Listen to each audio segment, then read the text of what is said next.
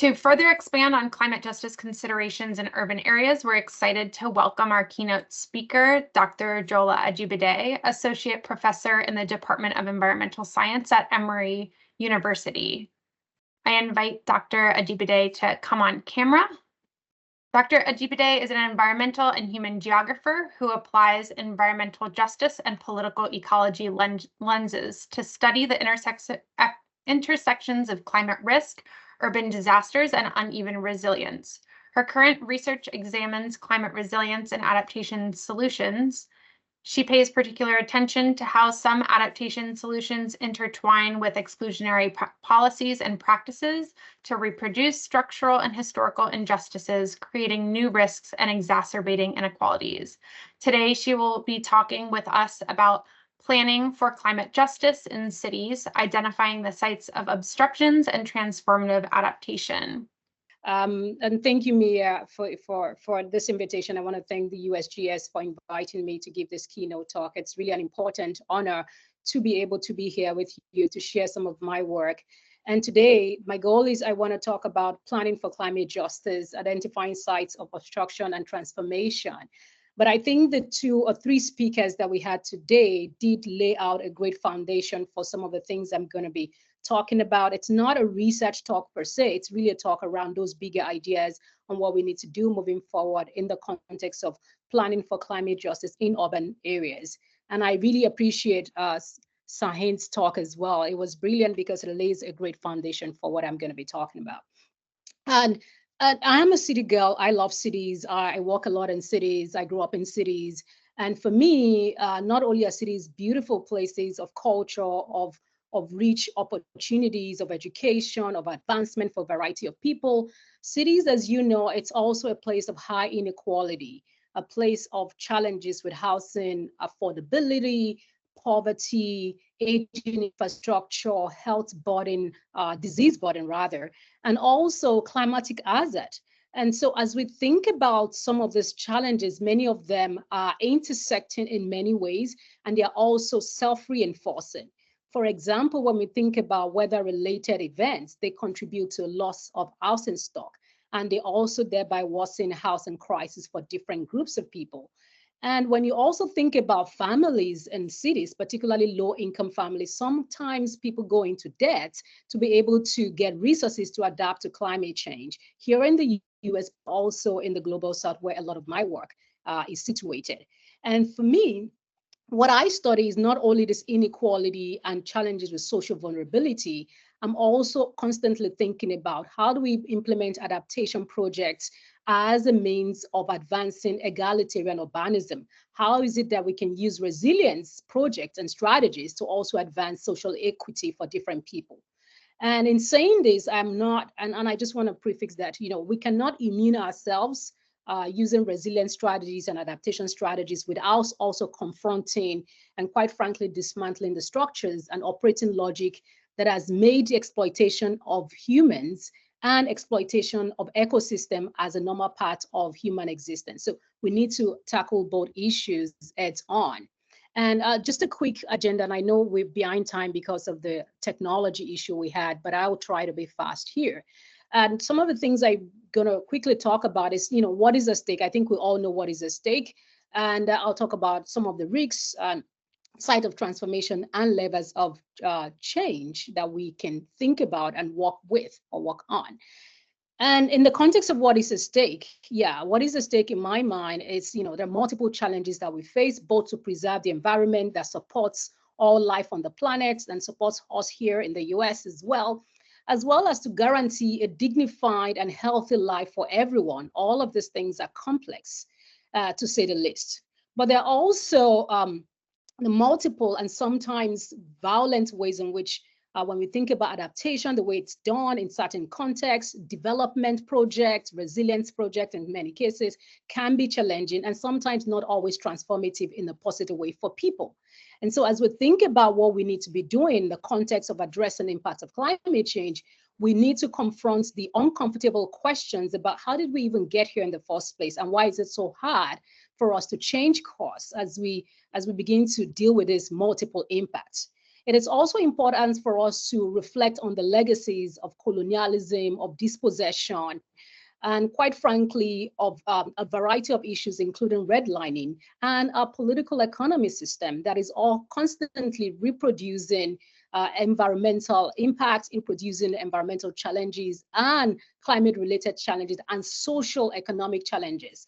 All of these issues are deeply rooted in the structural discrimination and oppression of different groups. And so as we think about climate justice, we need to think about it from an intersectional perspective where we are centering racial issues, social justice issues, economic issues, and environmental justice as key areas to address. And I believe, working together obviously is key because we need to work together, not only at the US level, but also engaging with our partners abroad on how we can save the planet.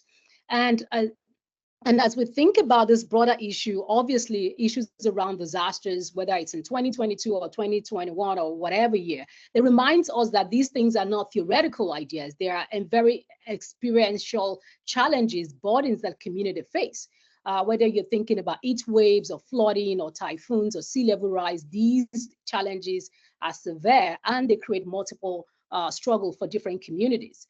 And the challenges are not just intergenerational or intragenerational, right? It's not just within our generation, it's also intergenerational, right? People who are born in 2020 moving forward, they will be experiencing a significantly higher global average temperature than those who were born in the 1950s or 1930s. And so thinking about the future generation in the projects and plan we're doing, whether it's adaptation or mitigation project, is also crucial as we move forward.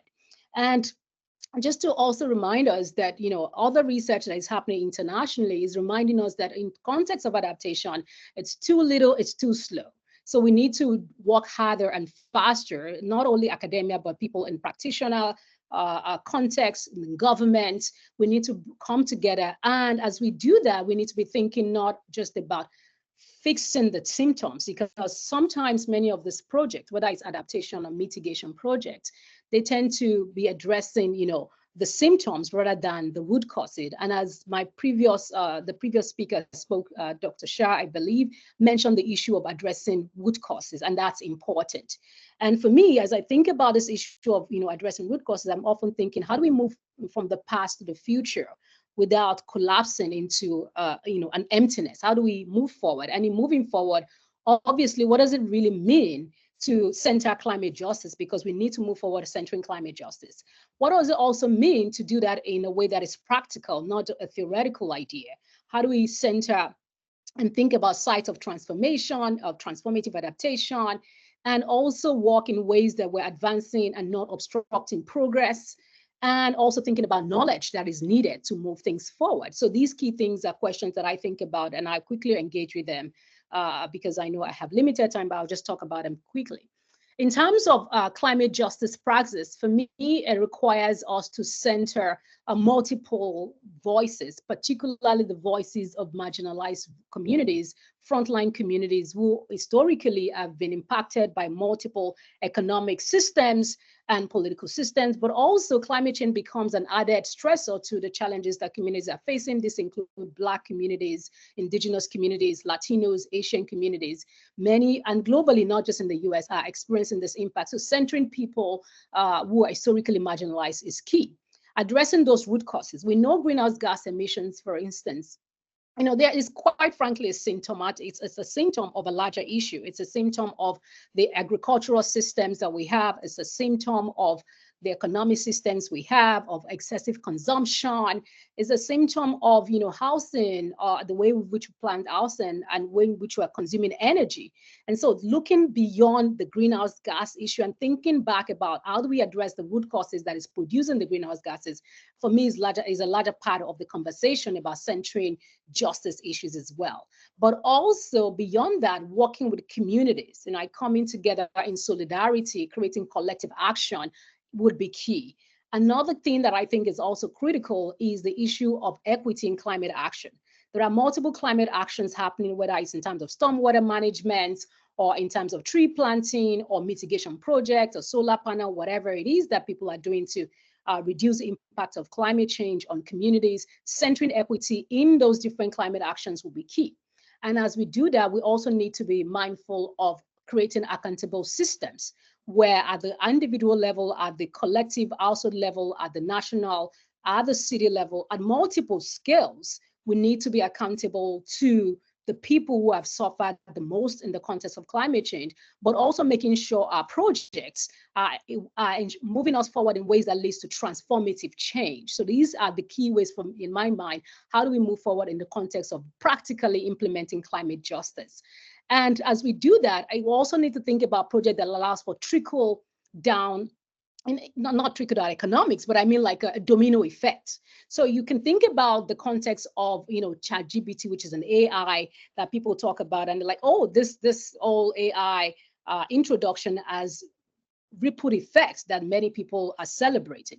For me, that's not the key issue. What I'm thinking, how can we do something similar where in the adaptation context, we create ideas and projects and programs that has this multiple effects and positive effects on multiple communities in different locations across the US and also globally? How do we create that domino effect? I think that's a larger question we need to think about, those of us working in the adaptation, but also climate mitigation context. And as we do that, for me, stepping back a little bit, thinking about what are the sides of that kind of triple effect that we could see? What are areas that we can move things forward? One of the areas includes the discourse, our discourse around climate change, and also making sure that we are careful about the ways in which neutral politics of climate change is playing out. I'll explain what that means in a second, but also the projects we're implementing and our research and partnership. Those, I think, are areas of big sites for transformative adaptation. I'll talk about the discourse one very quickly because I think these key areas are important as we think about tools for transformation and using adaptation as that tool. So in the context of discourse as a site for transformation, there are instances where people tend to talk about climate change as this overarching issue. Yes, it is a big issue. It's an existential threat, but it's not the only threat that many communities face, right? They face threats of poverty. There are issues with biodiversity and loss that we're experiencing here in the US and also elsewhere abroad. There's war and conflicts going on. We know what's happening globally.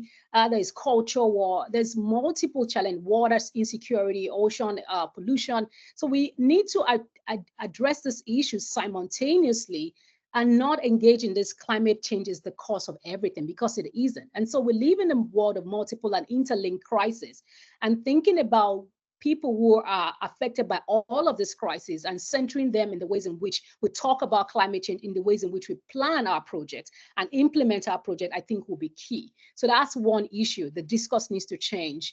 The second thing we need to change is also the site of different activities. There are a lot of sites of activities. I'll just talk about two because of time. One is the urban greening, which I think is both an area of adaptation when you think about issues related to heat wave, managing heat wave, managing energy consumption, but also thinking about stormwater management. There's so many benefits we have from planting trees and also having trees in neighborhoods. But it's also on the other side, apart from trees, there's the energy side, which I'll talk about very quickly. But these two things, the tree space in my mind is a space of mitigation, but also a space of adaptation.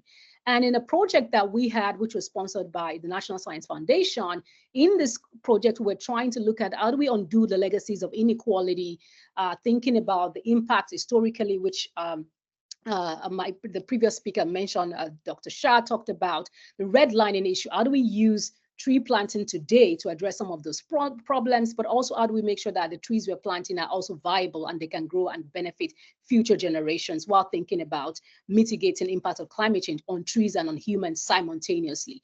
I'll just share a quick finding from that work. I will make sure it's short.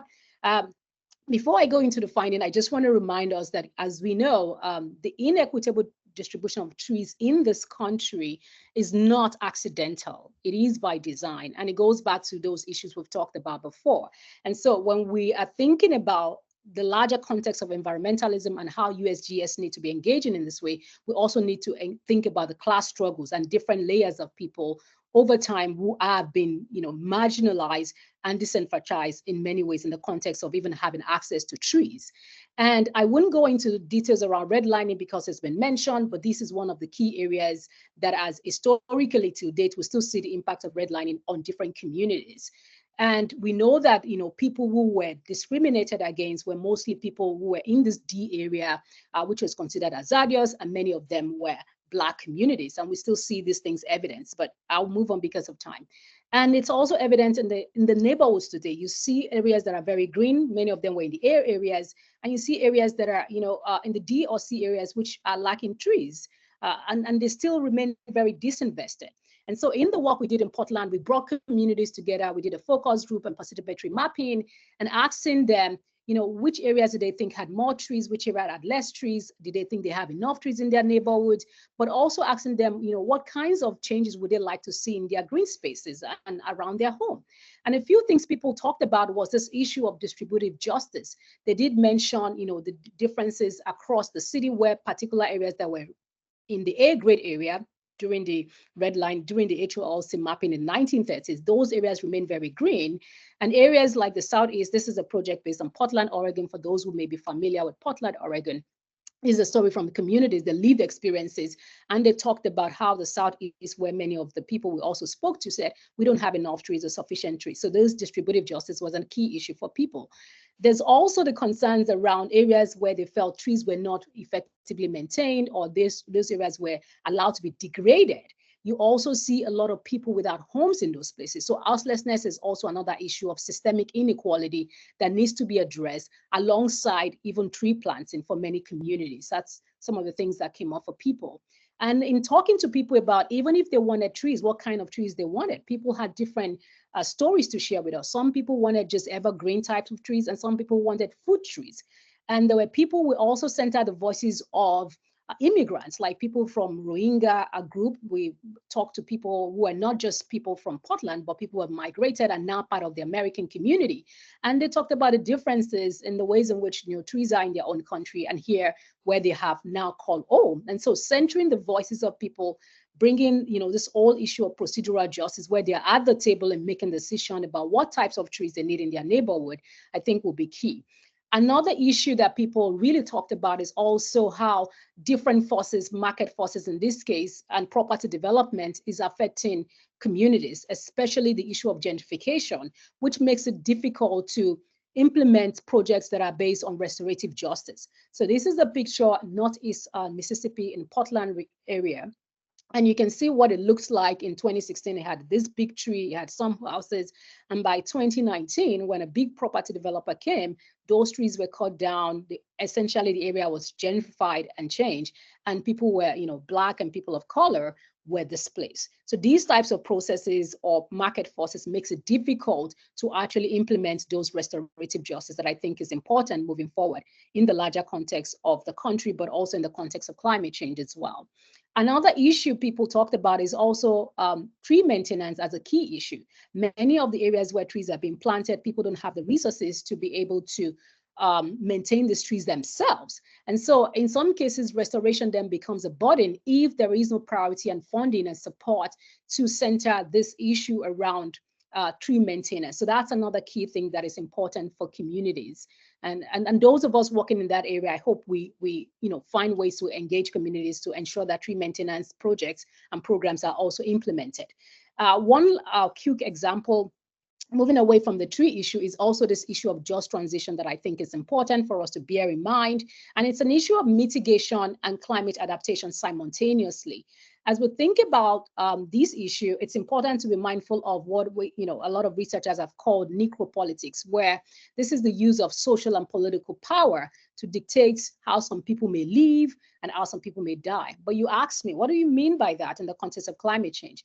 What this means is the idea where, as we're experimenting with different adaptation or mitigation projects, we also need to be mindful of the fact that there are communities that are paying for those experimentations. Some of these projects we are implementing, we don't know how far they will work or how well they will work, right?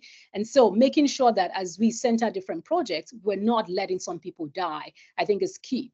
And what do I mean? I'll just show you a quick example of that. There's been a huge push for electric cars, which I think in many cases, yeah, there's a valid reason to do that.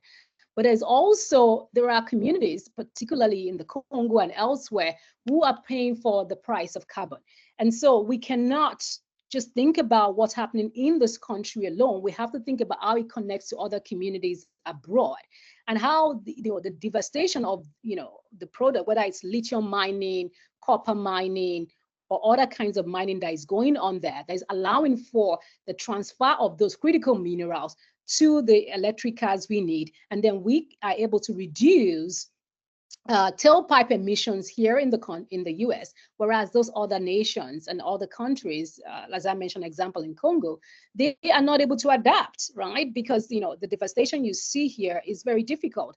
And so it's important for us to be able to make those connections. We live in a global society, we live in a unified world. And so as we're addressing climate change here, we need to make sure that we're supporting communities elsewhere and not making our own mitigation efforts lead to further difficulty for them to adapt to climate change, and not exacerbating the environmental conditions and labor conditions that people experience, particularly for there are children also who are exploited in these types of contexts. So we need to address this issue.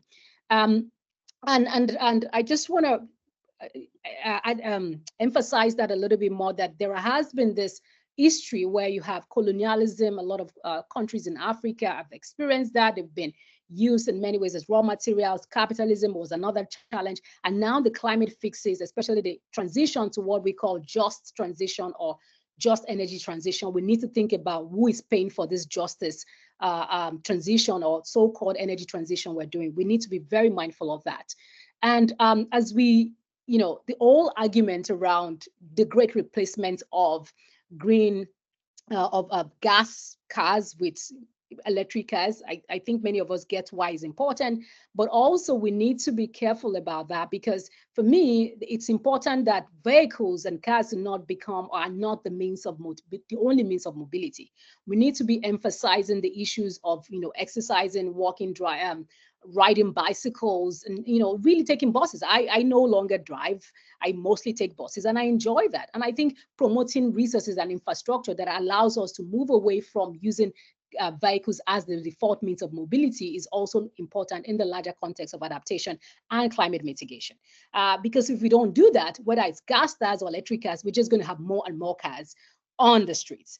And I live in Atlanta right now, and this is really what it looks like most days. It's a lot of cars, and it's not really helping our efforts to address climate change. So this is something we want to address, and certainly promoting car light urban mobility will be key moving forward.